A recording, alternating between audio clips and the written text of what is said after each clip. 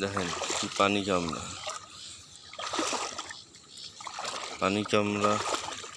আমার ফান্দি জালে একটা মাছও পড়ে নাই। এবার রাত্রে মাছ ওঠানো হয়েছে তো, এই জন্যে মাছ পড়ে নাই।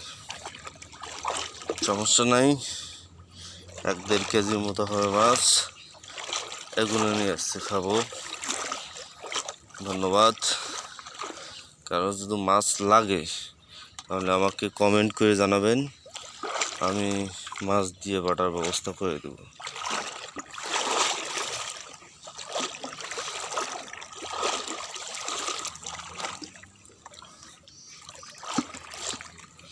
দেখেন আপনারা,